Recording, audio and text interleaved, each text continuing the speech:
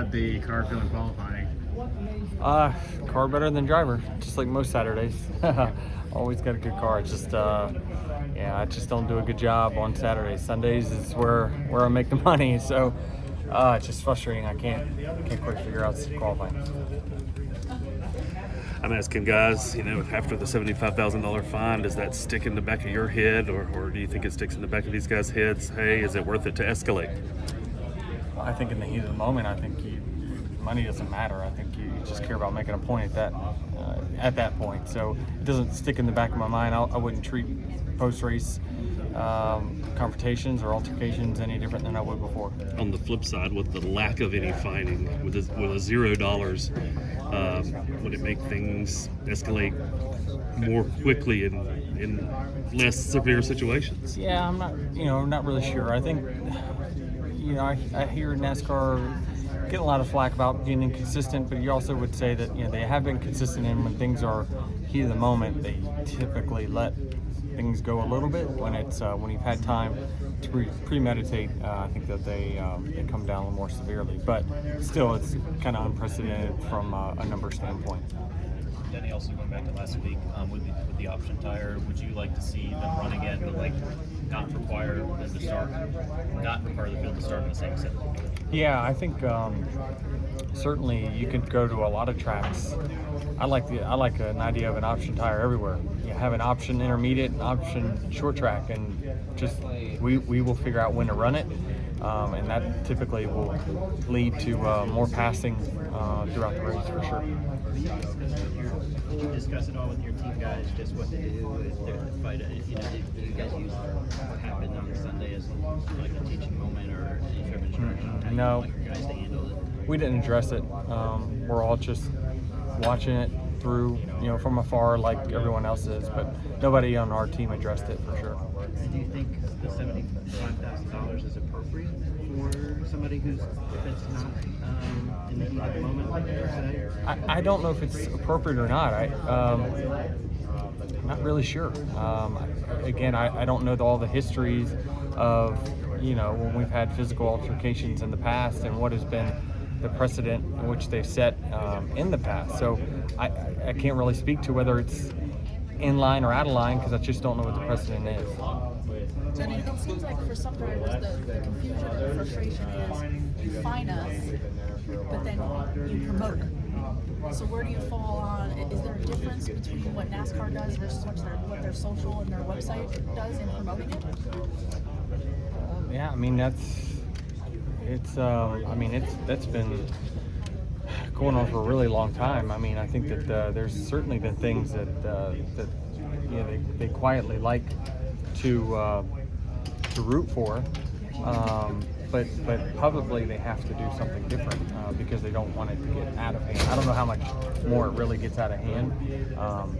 Certainly, I think that with that dollar fine, you're certainly going to have people think that I don't want that, so you might not get what you probably are hoping for if you're NASCAR. So it might hurt a little bit in that instance, but I think that they're okay with general altercations. But I think typically, just speaking, it was the amount of time that elapsed between the incident and when it happened that got them off guard.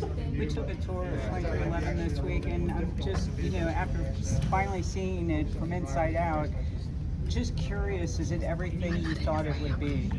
Yeah, it was, for sure. I mean, certainly you see it in renders and you think, well, surely it's not going to look that way, but the team, the building team, the design team did such a great job with making sure it was exactly the way that that I wanted it in certain spots, and that was it was cool to see it all come together. It's old news for me. I've been in there for 4 months now, or 5 months now, so it's kind of like an old shoe, but it is still exciting to see other people there. Wheeler was impressed by the fact that you and Jordan went there and hung the plants up in the break room. I mean, your personal touches certainly were felt. Yeah, I mean, I just wanted to do it myself.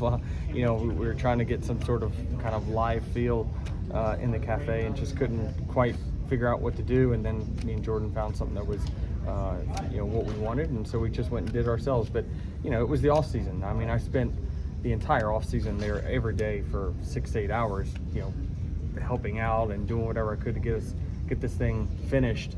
But once the season started, I kind of locked into being the driver. So, and that's been typically how I've been an owner with 2311, is that I spend an enormous amount of time there in the off season, trying to help in any way I can, help with processes, things like that. But then once the season gets in, I got to let them do themselves and certainly learn and grow by themselves. But I try to mentor them anytime that I can, give them some direction.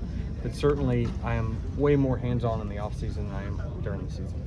Denny, how closely, if at all, have you been following Larson's double attempt, and will you be paying attention at all tomorrow morning? Yeah, I certainly will, for sure. I mean, I'm interested, just like all of you guys are. I'm a fan of his tomorrow until 6 p.m. And then I'll switch and be his rival. So it's just we're rooting for him. Certainly, it'd be hard pressed for any of these Cup drivers to not be rooting for him, because he's representing us in NASCAR tomorrow. So hopefully he has a great run. How long should they wait to start the race if it's delayed a bit? Yeah, I don't know about that. I mean, certainly, again, it's a big deal for all involved. As long as it's not too much, I think it's, I'm fine with whatever. How much would be too much? That's a good question. Geez, I don't know. It's hard to say because we've had 6-hour races here that don't end till 1 in the morning or something crazy. So I don't know. I mean, we have a lot of fans here waiting to a lot of them are probably coming to watch him. So it's just a double-edged sword of how long is too long. But I wouldn't see anything past 30 minutes or so like that. I think you're starting to kind of mess with TV and stuff.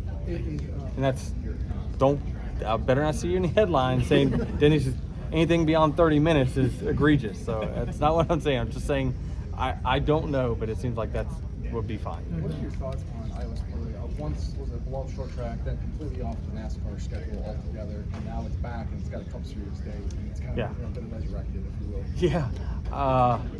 Dale Jr. actually texted me this week and says, "Have you seen Iowa Speedway's Repave?"